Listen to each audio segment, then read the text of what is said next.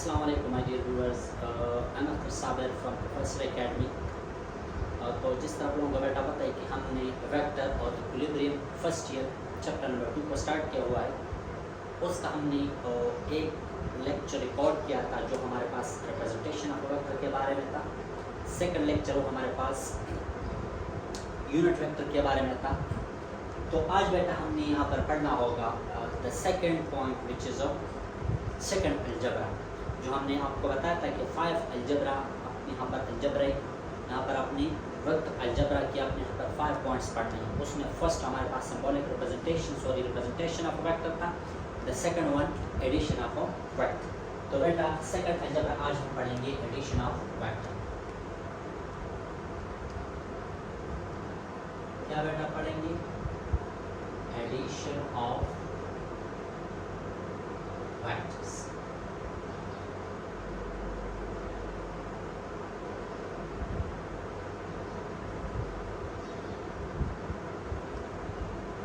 एक तो बेटा हमारे पास होता है जो आम कॉमन नंबर्स का सिंपली हम सिंपल एडिशन करते हैं, 2 + 2 हमारे पास 4 है। लेकिन वेक्टर की अलजबरा की जो एडिशन है वो हमेशा के लिए हमारे पास 2 + 2 हमारे पास 4 नहीं आएगा, उससे हमारे पास डिफरेंट रिजल्ट भी आ सकता है। आज बेटा हम इसको डिटेल में पढ़ेंगे। तो पहले बेटा यहाँ पर आपको बता दूँ कि how we can define addition of vectors. तो आप इस तरह कहोगे बेटा, सिंपली आप यहाँ पर क्या कहना है, आप यहाँ पर बेटा कहोगे कि ये एक प्रोसेस का नाम है। The process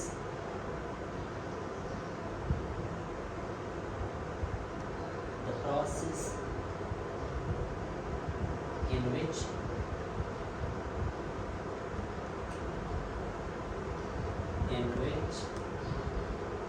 we combine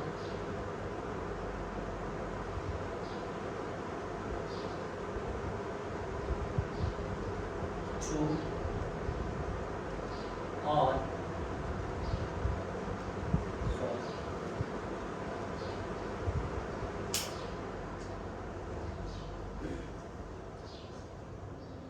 in which we combine 2 or more than 2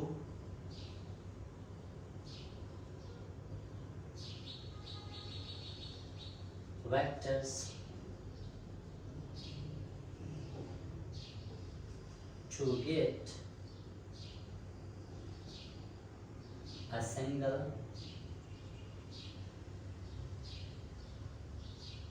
vector is called addition of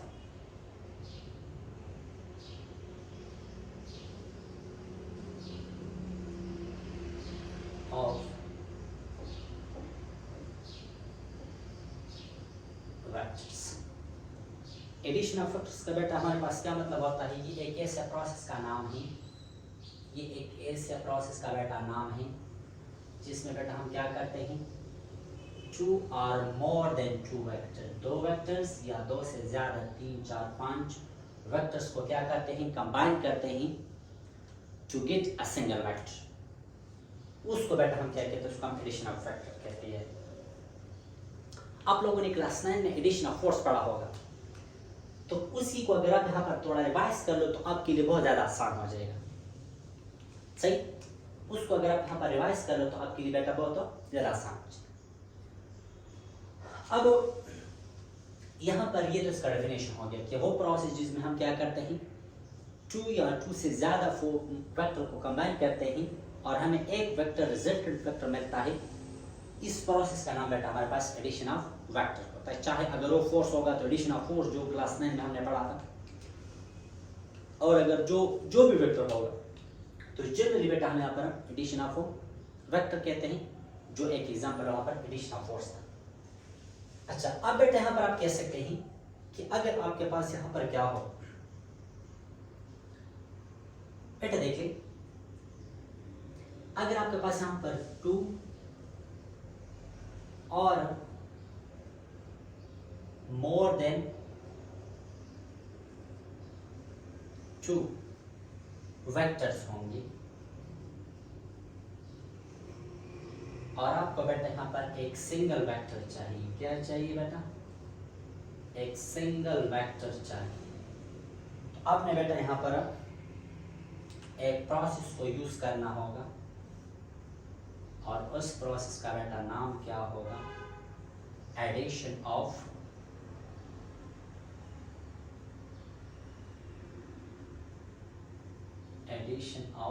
vectors. Two या टू से ज्यादा वेक्टर्स हैं, उससे अगर आपने एक सिंगल वेक्टर हासिल करना है तो इसको जिस प्रोसेस आप पास करवाओगे उस प्रोसेस का नाम बेटा हमारे पास क्या होता है? उसका एडिशन ऑफ वेक्टर्स।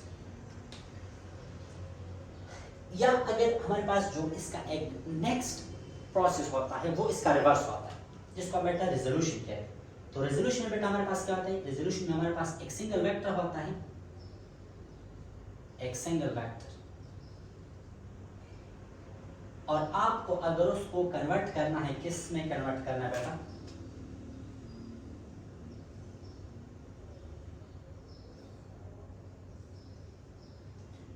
उसको अगर आपने कन्वर्ट करना है into two or more than two vectors, तो आपको यहाँ पर बेटा क्या करना होगा? आपने एक दूसरा प्रोसेस का यूज करना है जिसको हम कहते हैं बेटा रेजोल्यूशन ऑफ फोर्स। क्या कहते हैं? रेजोल्यूशन ऑफ फोर्स मैं बार बार कह रहा हूँ, लेकिन जनरली हम वेक्टर कहते हैं क्योंकि फोर्स भी एक वेक्टर है। Resolution of vector.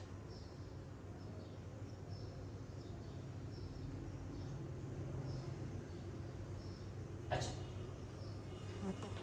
अब बेटा ये तो हमारे पास आपको समझ आ गया कि अगर आपने यहाँ पर क्या करना है, अगर आपने यहाँ पर दो या दो से ज्यादा वेक्टर्स को ऐड करना है एक सिंगल वेक्टर में, तो इस प्रोसेस का नाम को बेटा हम एडिशन ऑफ वेक्टर्स कहते हैं। अब इसका आपको मैं एक छोटा सा एग्जांपल से समझाता हूँ जो हमारे पास फोर्स के थ्रू आप समझ सकते हो। फॉर एग्जांपल यहाँ पर मेरे पास बेटा एक ब्लॉक है, एक ब्लॉक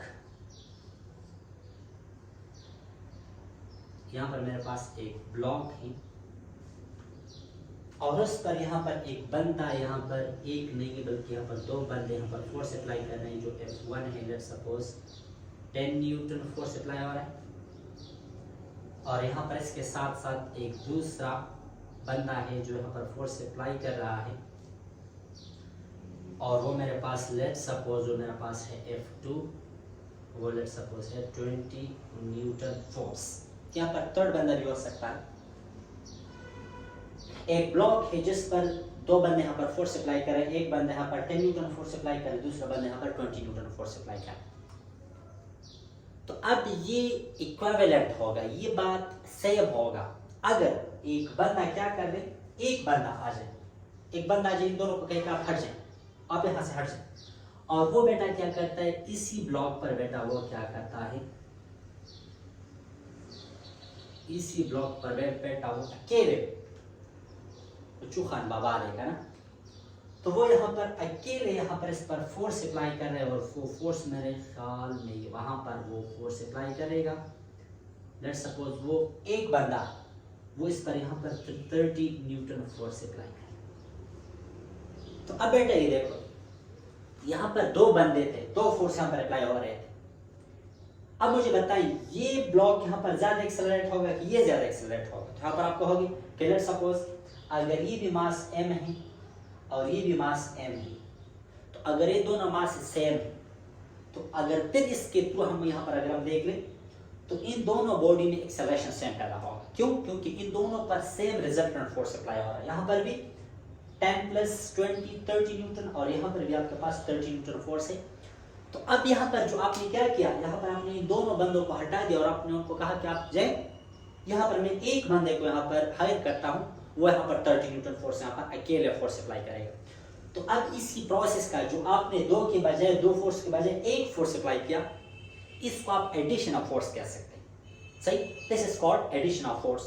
तो ये एक वेक्टर है, इसको हम एडिशन ऑफ वेक्टर भी कह सकते हैं, जनरली हम इसको एडिशन ऑफ वेक्टर कह सकते हैं। तो this is the simple concept कि आप यहाँ पर दो फोर्स को यहाँ पर खत्म कर रहे हो। आप कहते हैं कि इन दोनों फोर्स के बजाय यहाँ पर मैं अगर एक फोर्स लगा लूँ तो इसको बेटा हम इस प्रोसेस को एडिशन ऑफ फोर्स कहते हैं। समझ आ रही? यहाँ पर ये दो तीन बंदे भी हो सकते हैं, यहाँ पर लेट्स सपोज एक दूसरा बंदा हो, वो भी 10 न्यूटन फोर्स अप्लाई कर रहा है, तो आप फिर यहाँ पर फिर क्या कहोगे, आप इस बंदे को कहोगे कि अब अपनी ज्यादा फोर्स अप्लाई करना होगा, क्योंकि वो तो तीन बंदे हो गए, 20 न्यूटन और 10 न्यूटन 30 न्यूटन हो जाएगा। अगर यहाँ पर एक दूसरा बंदा होगा वो 10 न्यूटन अप्लाई कर रहे हैं, तो इस पर is a whole 40 newton force apply होगा। अब फिर आप इस बंदे को कहोगे, खान बाबा को कहोगे कि आप अपने तकड़ा होने बैठे, यहाँ पर आप लोगों ने फिर 40 न्यूटन फोर्स अप्लाई करा। तो this is called addition of vector. Generally हमें इसको एडिशन ऑफ वेक्टर कहते हैं, लेकिन यहाँ पर आप स्पेसिफिकली इसको आप एडिशन ऑफ फोर्स कह सकते हो। समझ आ रही? तो ये थी इसका वो सिंपल कंसेप्ट कि आप एडिशन ऑफ फोर्स का या एडिशन ऑफ वेक्टर का हमारे पास क्या मतलब। फिर अगर वो डिस्प्लेसमेंट होगा तो एडिशन ऑफ डिस्प्लेसमेंट हो जाएगा, फोर्स होगा एडिशन ऑफ फोर्स हो जाएगा। जनरली हम इसको एडिशन ऑफ वेक्टर्स के नाम से। अच्छा, नेक्स्ट बेटा अब यहाँ पर हम थोड़ा इसको मजीद एक्सप्लेन करते हैं कि हमारे पास ये टॉपिक कहाँ से आता है, किस तरह आता है। अच्छा, अब ये बात बेटा जहन में याद रख लो कि हमेशा के लिए जब भी आपने दो चीजों को जब आपने ऐड करना हो, तो अगर मैं आपको कहूं कि is it possible to add a force with velocity, तो ये हमारे पास पॉसिबल नहीं, नो, इसका एडिशन पॉसिबल नहीं। फोर्स और वेलोसिटी को आप किस तरह ऐड कर सकते हो? यहां पर तो मैंने दो फोर्स को ऐड कर दिया यार, इस रिजल्ट मेरे पास एक फोर्स आ गया।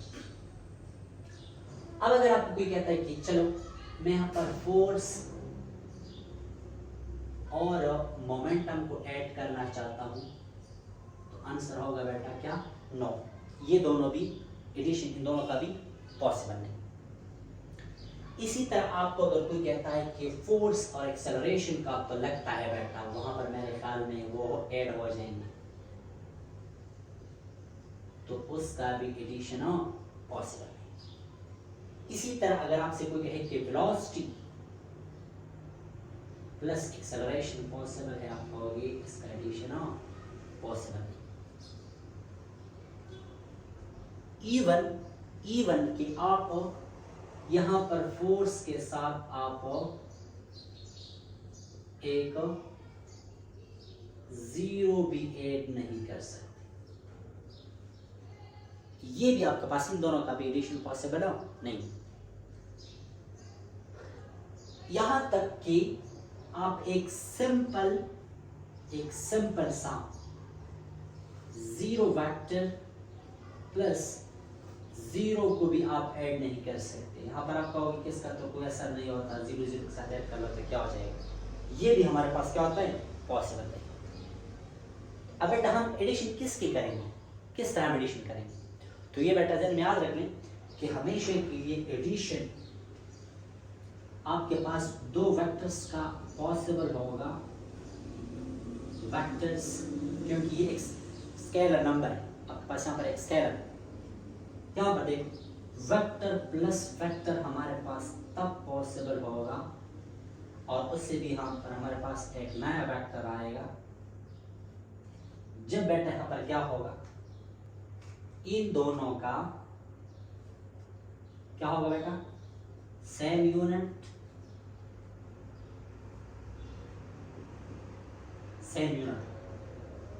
और क्या होगा बेटा, सेम डायमेंशन होने चाहिए।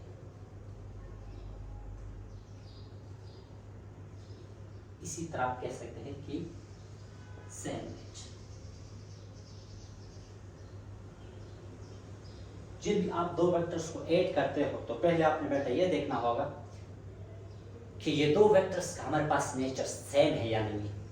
तो मतलब फोर्स के साथ ऐड होगा, वेलोसिटी के साथ ऐड होगा, एक्सेलरेशन के साथ ऐड होगा, मोमेंटम के साथ ऐड होगा। इसी तरह मुख्तलिफ फैक्टर्स उसी सेम नेचर के साथ क्या हो सकते हैं, ऐड हो सकते हैं, सब्ट्रैक्ट हो सकते हैं। समझ आ रही? तो अब यहाँ पर आप इस तरह कह सकते हैं कि फोर्स ऐड हो सकता है, आप इस तरह पॉसिबल है कि फोर्स F1 ऐड कर लो फोर्स F2 के साथ, ये हमारे पास पॉसिबल है। आप इसको ऐड कर सकते हो, जिस तरह मैंने आपको यहाँ पर ये ऐड कर दी। तो आप इस तरीके से आप इसको क्या कर सकते हो, आप इसको ऐड कर सकते हो। समझ आ रही? अच्छा, अब बेटा हम इसको ऐड किस तरह करेंगे और इसका जो मुकम्मल प्रोसेस होता है आप लोगों ने क्लास 9 में भी थोड़ा बहुत पढ़ा है, लेकिन यहाँ पर आपको मैं एक एग्जांपल से यहाँ पर आपको समझाता हूँ।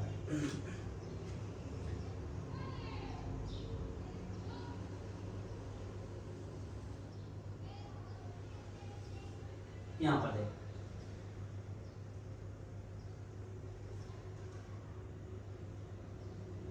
यहाँ पर देखो, अगर मैं आपको कहूँ कि यहाँ पर आपके पास एक एग्जांपल ले रहा हूँ,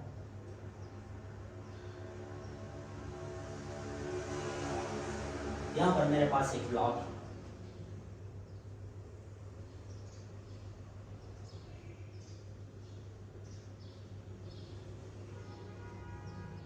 ये ब्लॉक है जिसका हमारे पास मास है m, ये हमारे पास इस सरफेस पर यहाँ पर पड़ा हुआ है बेटा, ये हमारे पास एक ब्लॉक यहाँ पर इस सरफेस पर आपके पास यहाँ पर पड़ा हुआ।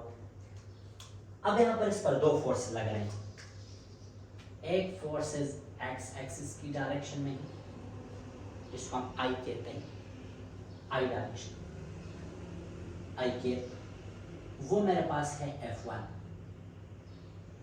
Which is 10 newton force. वो कितना है? 10 न्यूटन फोर्स।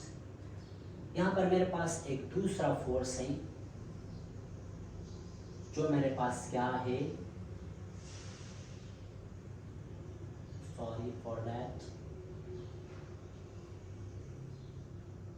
दूसरा फोर्स मेरे पास यहाँ पर है F2 which is equals to 15 Newton. क्या है बेटा? 15 न्यूटन। अच्छा, और यहाँ पर ये जो हम एडिशन ऑफ वेक्टर्स कर रहे हैं, ये हम असल में ग्राफिकल एडिशन की हम बात कर रहे हैं। आज वेक्टर हमारे पास अब दो किस्म के हो सकते हैं। वेक्टर एडिशन हमारे पास यहाँ पर ग्राफिकल जो एडिशन होगा हमारे पास दो किस्म के होगा, एक हम हेड टू टेल रूल की करेंगे और एक हम बाय रेक्टेंगुलर कंपोनेंट करेंगे। सही, यहाँ पर आप हेडिंग दे सकते हैं। जो फर्स्ट है यहाँ पर हम हेड टू टेल रूल की बात कर रहे हैं। किसकी बात कर रहे हैं? Head to tail rule.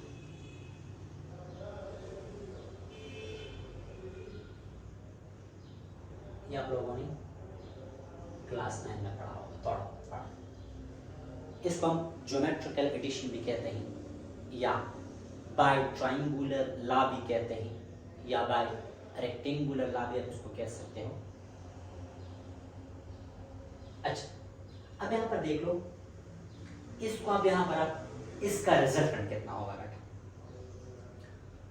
अब यहाँ पर आप क्या कहोगे कि ये तो बहुत ज्यादा आसान है, बस एक 10 न्यूटन फोर्स है और दूसरा हमारे पास 15 न्यूटन है, इसको आप ऐड कर लो बस डायरेक्टली। लेट सपोज ये दूसरा फोर्स जो लग रहा है वो 30 डिग्री पर लग रहा है। आप कहोगे कि बस एक 10 न्यूटन है दूसरा 15 है, इसका रिजल्टेंट कितना आ जाएगा? 25 आ जाएगा। नहीं बेटा नहीं, मैंने आपको वेक्टर का स्टार्ट में आपको यहाँ पर एक बात कही थी, आपको वेक्टर के स्टार्ट में मैंने आपको एक बात कही थी कि वेक्टर का डिफरेंट डायरेक्शन में हमारे पास डिफरेंट इफेक्ट होता है। तो अब अगर हम इनका डायरेक्शन चेंज करते हैं तो इसका इफेक्ट हमारे पास डिफरेंट आएगा। सही, अब देखो ना, अब अगर ये दोनों फोर्स बिल्कुल पैरेलल होते हैं, एक ही डायरेक्शन में होते हैं, तो हम इसको सिंपली ऐड करते हैं। हम फिर कहते हैं कि एक 10 है दूसरा हमारे पास 15 है, तो इस पर फिर 25 न्यूटन फोर्स लगता। अगर ये दोनों क्या होते हैं? बिल्कुल हमारे पास पैरेलल होते। और अगर ये एंटी पैरेलल होते, अपोजिट होते, एक दूसरे के क्या होते? अपोजिट होते, तो फिर यहाँ पर हम क्या कहते हैं कि हमारे पास इनका रिजल्टेंट हमारे पास फिर 5 न्यूटन आता, क्योंकि 10 के साथ 10 कैंसिल हो जाता, हमारे पास सिर्फ और सिर्फ रिजल्टेंट 5 न्यूटन फोर्स रहता। लेकिन अगर ये दोनों फोर्स अपोजिट डायरेक्शन में होते, यहाँ पर तो या ये तो ना पैरेलल है और ना तो ये हमारे पास एंटी पैरेलल है, बल्कि एक खास एंगल पर है जो 30। अब इसका रिजल्टेंट क्या होगा वो हमारे पास, इसको निकालने के लिए हमने ये process addition of factor by to tail rule यहाँ पर हम यूज कर रहे हैं। सही, अच्छा बेटा आज तो यहाँ पर आप लोगों ने यहाँ पर कुछ स्टेप्स फॉलो करने हैं, उसमें जो हमारे पास स्टेप नंबर फर्स्ट होगा बेटा, स्टेप नंबर फर्स्ट, वो बेटा हमारे पास क्या होगा, स्टेप नंबर फर्स्ट। आपने यहाँ पर क्या करना है, selection of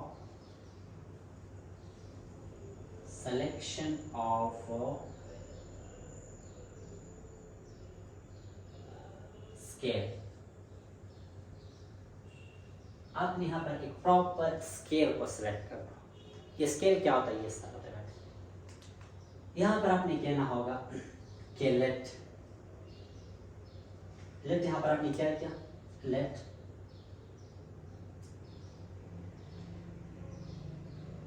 5 न्यूटन फोर्स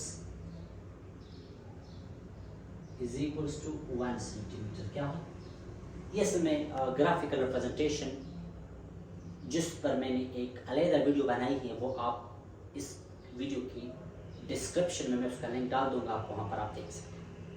अच्छा तो सिलेक्शन ऑफ स्केल, फर्स्ट आपने यहाँ पर क्या करना होगा, सिलेक्शन ऑफ स्केल करना। यहाँ पर आप कहोगे कि let 5 newton force equals to 1 centimetre. अब यहाँ पर तो आप इस तरह कह सकते हैं कि फिर हमारे पास 10 न्यूटन क्या हो जाएगा, 10 newton force equals to 2 centimetre. और इसी तरह हमारे पास क्या हो जाएगा, नेक्स्ट बेटा हमारे पास क्या हो जाएगा,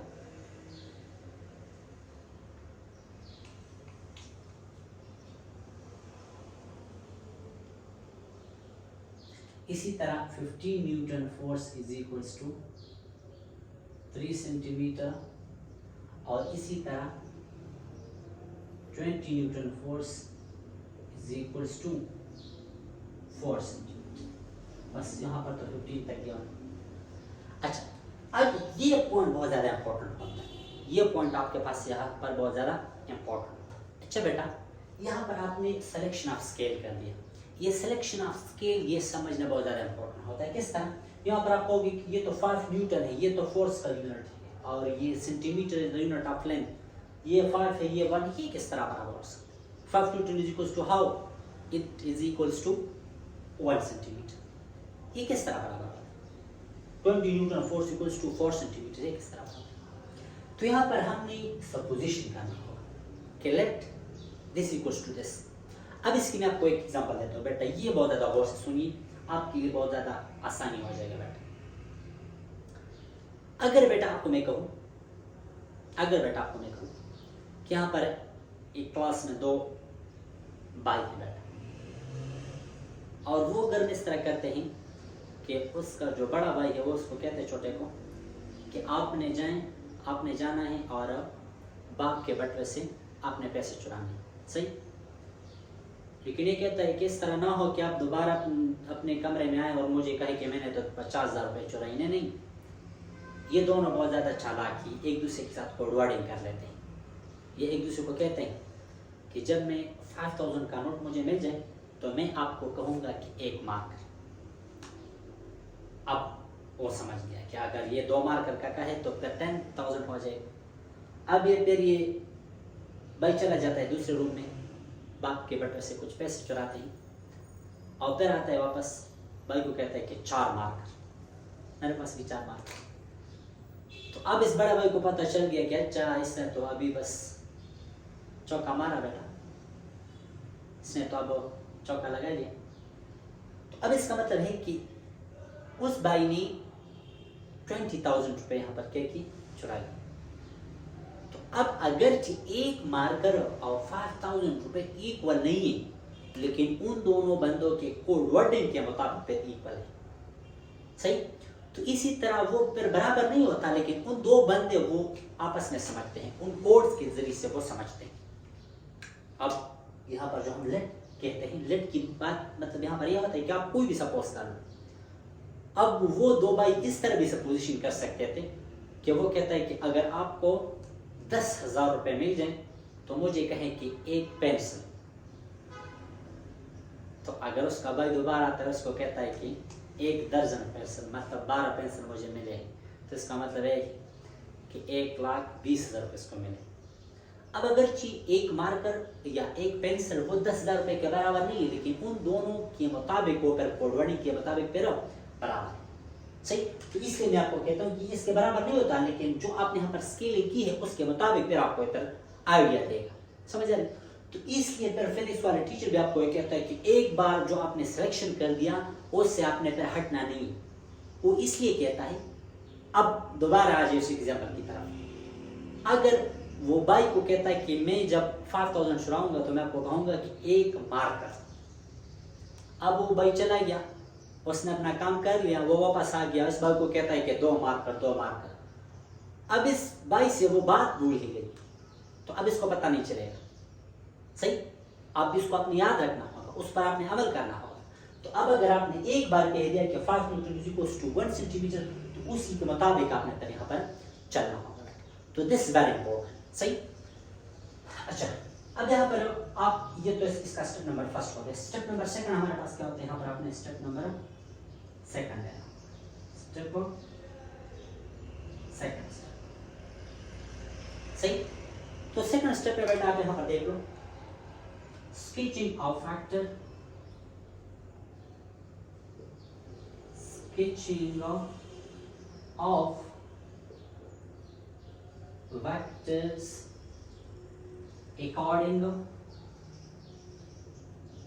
according to what? To selected scale। जो आपने यहाँ पर स्केल सेलेक्ट कर दिया, इसके मुताबिक अब आपने यहाँ पर क्या करना होगा? 2 वेक्टर्स या जो भी आपने वेक्टर्स लिए हैं उसको आपने यहाँ पर ड्रॉ करने होंगे, स्केच करने होंगे, ड्रॉ करने। अब इसको आप किस तरह से ड्रॉ करोगे देख रहे हैं। अब यहाँ पर मैंने इस फर्स्ट फोर्स के लिए ये जो 10 न्यूटन फोर्स है, इसके मुताबिक 10 न्यूटन फोर्स के लिए मैंने अब 2 सेंटीमीटर लाइन ड्रॉ करना होगा। क्या करना होगा? 2 सेंटीमीटर मुझे यहाँ पर एक लाइन ड्रॉ करना। सही, यहाँ पर मैं कितना लाइन ड्रॉ करूँ? 2 सेंटीमीटर। आप जब आप इसको कॉपी पर ड्रॉ करोगे तो छोटा हो गया, यहाँ पर मैं दिखाने के लिए यहाँ पर आपको बड़ा ड्रॉ करना। अच्छा, ये तो 2 न्यूटन फोर्स हो गया एक्स एक्सिस की तरफ, तो यहाँ पर भी इस तरह फोर्स था, यहाँ पर मैंने 2 सेंटीमीटर लाइन इस तरह खींची। अब यहाँ पर आपने जो दूसरा फोर्स है उसके लिए सेकंड फोर्स जो है F2 जो हमारे पास है, उसके लिए अपने यहाँ पर 3 सेंटीमीटर लाइन ड्रॉ करना। कितना लाइन ड्रॉ करना होगा? उसके लिए आपने 3 सेंटीमीटर। और बेटा इसको सॉरी ये मैंने थोड़ा बड़ा कर दिया, इसके लिए आपने यहाँ पर 3 सेंटीमीटर, लेकिन यहाँ पर आपने इसके लिए एंगल कितना रखना होगा?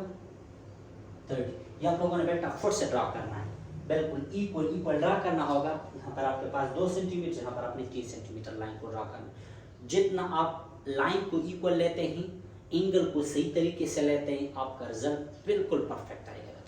अच्छा, ये आपका सेकंड नंबर रूल हो गया। यहाँ पर आपने क्या किया? Selection of the suitable scale, next sketching of vector according to the selected scale। जो मैंने यहाँ पर स्केल को सेलेक्ट कर दिया, यहाँ पर आपने हमने ये मालूम करना है कि अब इस पर नेट फोर्स कितना लगेगा बेटा। समझ आ रही? अच्छा, यहाँ पर जो स्टेप नंबर 3 हो गया इसका, step number 3,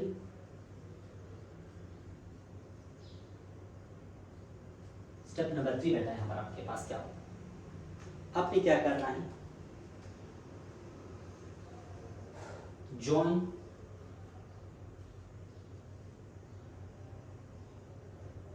join the head, join the head of first vector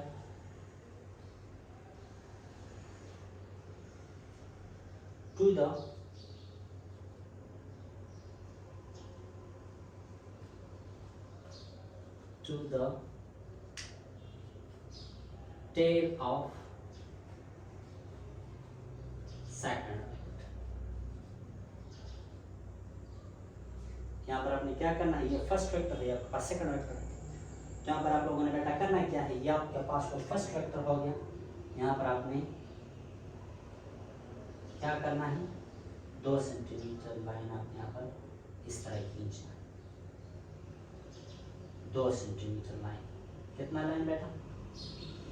यहाँ पर आपने 2 सेंटीमीटर लाइन खींची। बेटा फोर्स को आप इस वेक्टर को आप उठा सकते हैं, किसी और जगह पर रख सकते हैं, लेकिन 2 पॉइंट्स आपने जहन में याद रखने हैं।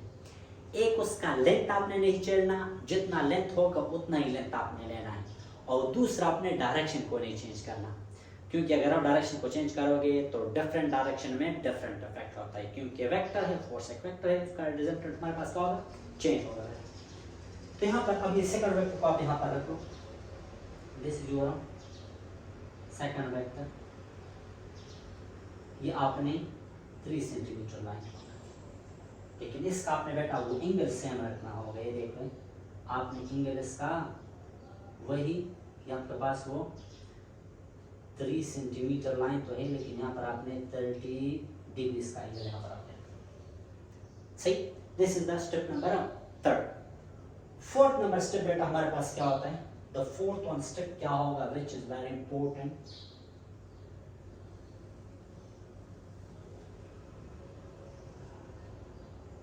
हमारे पास देखते हैं कैसे नजर आ रहा है कि नहीं। हाँ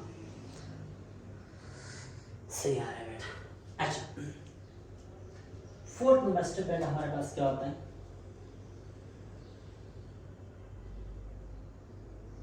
स्टेप आई, 4 नंबर स्टेप सही। फर्स्ट स्टेप में आपने क्या करना है? जॉइन। क्या जॉइन करना है बेटा? Join the tail of first vector to the head of last vector। यहां पर बेटा मैंने सेकंड वेक्टर नहीं लिखा, वो इसलिए नहीं लिखा क्योंकि अगर यहां पर ये 2 फोर्सेस होते, यहां पर अगर आपके पास ये 3 फोर्सेस होते तो फिर यहाँ पर मैं 3 लाइन ड्रॉ करता, एक के लिए, दूसरे के लिए, तीसरे के लिए मैं यहाँ पर एक लाइन ड्रॉ करता। चलो फॉर एग्जांपल अगर एक चौथा फोर्स होता, वो लेट्स सपोज 20 न्यूटन होता, तो इसके लिए मैं यहाँ पर 4 सेंटीमीटर लाइन ड्रॉ करता according to this circuit scale. तो इसलिए मैंने यहाँ पर आपको नहीं लिखा कि आपने फर्स्ट और लास्ट को जॉइन करना है, नहीं। यहाँ पर मैंने आपको जनरली बता दिया कि फर्स्ट का टेल को जॉइन करना है लास्ट के हेड के मुताबिक। मैंने ये नहीं कहा कि फर्स्ट का टेल मतलब जो टेल है वो जॉइन कर लो सेकंड वेक्टर के हेड के, नहीं। वो तो यहाँ पर तो 2 ही, बाज़ जगह पर आपको 3 4 भी दे सकते, तो फिर आपने लास्ट का जिक्र करना सही। इस तरीके से आप क्या कर सकते हो, आप इसको आप ये स्टेप भी कर सकते हो। तो अब ये स्टेप आपने किस तरह करना है बेटा देख लें। ये स्टेप आप लोगों ने किस तरह करना है तो देखिए, ये जो मैंने यहाँ पर लिख लिया इसको आप गौर से देखिए, पढ़िएगा बेटा। इसमें क्या बताया कि join the tail of the first vector to the head of the last vector. तो ये फर्स्ट और ये लास्ट, यहाँ पर ये तो ये हमारे पास वो फर्स्ट वेक्टर है बेटा, इसको मैं इस मार्कर से ड्रॉ करता हूँ। This is your first vector जो 2 सेंटीमीटर है, और यहाँ पर जो सेकंड वेक्टर था जो हमने ऑलरेडी ड्रॉ किया हुआ था बेटा, वो हमारे पास कितना था, इसको मैं थोड़ा सा छोटा कर लेता हूँ। ये देखो ये 2 सेंटीमीटर है, ये हमारे पास 3 सेंटीमीटर लाइन है। कितना है बेटा? ये हमारे पास 3 सेंटीमीटर लाइन है, क्योंकि इसका मैंने एंगल यहाँ पर 30 डिग्री रखना होगा।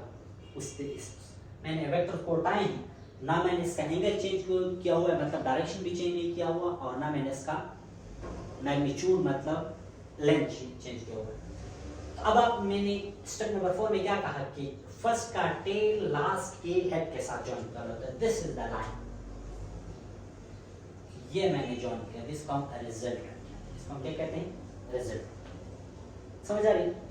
तो अब ये हमारे पास इसका क्या आ गया, ये हमारे पास इसका रिजल्टेंट आ गया।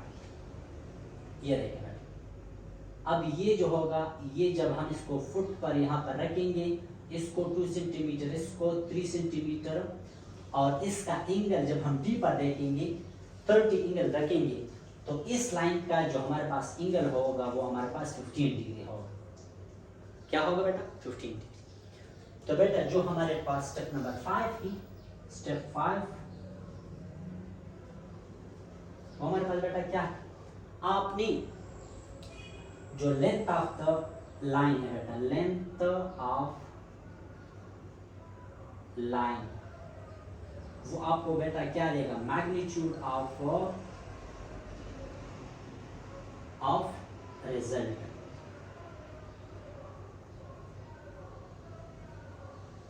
तो जब आप बेटा इसको क्या करोगे, इसको आप नापोगे, और ये मेरे पास 2 है और ये मेरे पास 3 है, तो ये मेरे पास ये जो लाइन आएगा ये मेरे पास आएगा 3.5। आपने अगर 2 सेंटीमीटर लाइन इस तरह ड्रॉ किया और 30 डिग्री पर एक 3 सेंटीमीटर दूसरा लाइन यहाँ पर ड्रॉ किया, तो इसका जो रिजल्टेंट होगा वो मेरे पास 3.5 सेंटीमीटर होगा।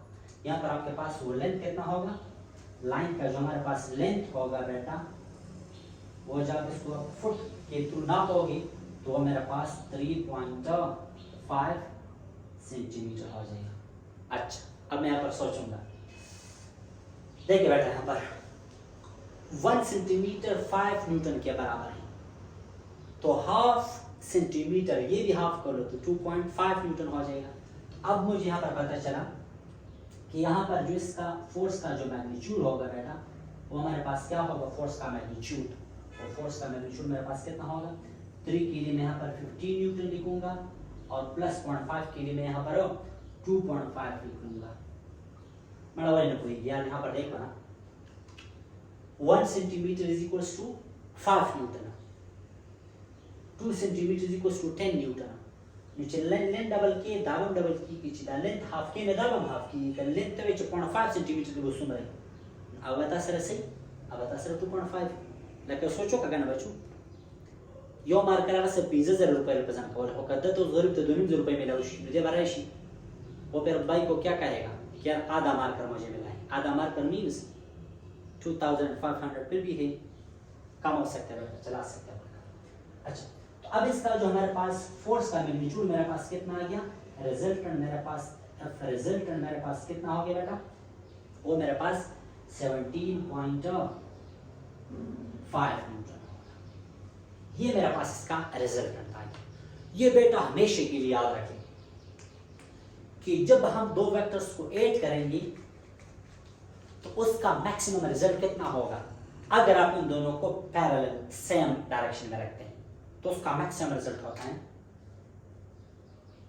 इसका मैं कोई दूसरा एग्जांपल देता हूं, यहां पर एक गाड़ी है जिसको आपने धक्का लगाना है, यहां पर दो बंदे आते हैं, एक इसको 10 न्यूटन फोर्स अप्लाई करते हैं, दूसरा इसको 15 न्यूटन करते हैं। तो अब अगर ये दोनों एक ही डायरेक्शन में इस पर फोर्स अप्लाई करेंगे तो उस गाड़ी को फोर्स कितना मिलने वाला है, 25 न्यूटन। लेकिन अगर इस तरह ना हो, एक कहता है कि आप 15 न्यूटन इस तरह लगाएं और दूसरा बंदा जाता है सामने से उस पर 10 न्यूटन अप्लाई करता है, तो वो तो फिर उसके लिए रुकावट हो जाएगा, वो 10 न्यूटन इसके 10 के साथ कट जाएगा, सिर्फ और सिर्फ 5 न्यूटन फोर्स रह जाएगा, वो आपके पास कम से कम, तो वो मिनिमम लिमिट हो गया, और जब पैरेलल होगा तो हमारे पास मैक्सिमम होगा। सही, तो अगर ये पैरेलल है तो मैक्सिमम, अपोजिट है तो मिनिमम सबसे कम, और अगर ना पैरेलल है और ना एंटी पैरेलल है तो फिर उसके बीच में होगा। अब उस गाड़ी को आप 25 न्यूटन फोर्स भी प्रोवाइड कर सकते हो, जब ये दोनों बंदों मशवरा करें बिल्कुल एक ही डायरेक्शन में फोर्स अप्लाई करें तो उस गाड़ी को 25 न्यूटन फोर्स मिल जाएगा। लेकिन अगर ये मुखालिफ हो जाए, दूसरे बंदे कहते हैं कि नहीं मैं आपके साथ टिका नहीं मारता, मैं आपके मुखालिफ साइड पर टिका मारता, तो अब एक बंदा 15 न्यूटन फोर्स, दूसरा बंदा यहाँ पर 10 न्यूटन फोर्स, तो गाड़ी को सिर्फ और सिर्फ 5 न्यूटन फोर्स मिलने वाला है। लेकिन अगर ना ये साथी बनते हैं, दोस्त बनते हैं, एक ही डायरेक्शन में भी नहीं अप्लाई करते और दुश्मन भी नहीं बनते, अपोजिट डायरेक्शन में भी अप्लाई नहीं करते बल्कि किसी और खास एंगल से फोर्स अप्लाई करते हैं, तो फिर इस गाड़ी को फोर्स कितना मिलेगा, 25 से ज्यादा नहीं मिल सकता और 5 से हमारे पास कम नहीं मिल सकता। तो ये देख लो, ये उसके बीच में कहीं पर आएगा, देखो ये हमारे पास 17.5 न्यूटन फोर्स को, इस ब्लॉक को कितना फोर्स मिल रहा है, 17.5 न्यूटन फोर्स। अब जो हमारे पास 6 स्टेप होगा बेटा, स्टेप नंबर 6, ये देखो जो हमारे पास डायरेक्शन आपको कहां से बेटा मिलेगा, जो हमारे पास रिजल्टेंट फोर्स का क्या डायरेक्शन होगा, वो डायरेक्शन आपको कहां से मिलेगा, angle of resultant with positive x axis in anti-clockwise direction। तो अब यहाँ पर एंगल, आप जब यहाँ पर आप डी रखोगी तो वो फिर आपको यहाँ पर एंगल मिल जाएगा 15 डिग्री। तो आपको पता भी चल गया कि फोर्स 17.5 न्यूटन फोर्स लग रहा है, कितने एंगल पर लग रहा है, 15 डिग्री पर। ये इस एंगल से हमें आसानी से पता चलता है कि फोर्स का डायरेक्शन क्या है, डिस्प्लेसमेंट का डायरेक्शन क्या है। आपको मैं कहता हूँ मैं फोर्स अप्लाई कर रहा हूँ एक्स की तरफ या 0 डिग्री पर, तो आपको पता चल रहा है कि इस तरह फोर्स अप्लाई कर रहा है।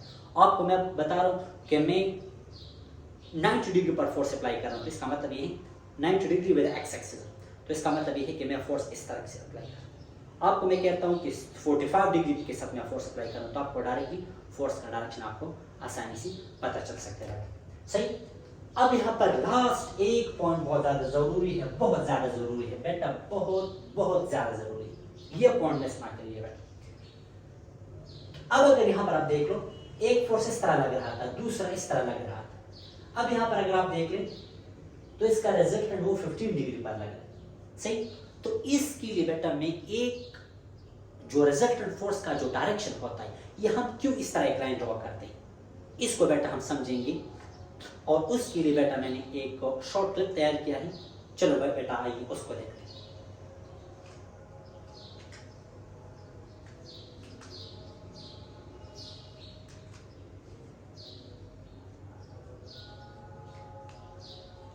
अच्छा, तो ये थी बेटा आपको जो रिजल्टेंट का डायरेक्शन आपको बता रहा था कि आपके पास ये किस तरह रिजल्टेंट का डायरेक्शन हम क्यों इस तरह एक लाइन ड्रॉ करते हैं।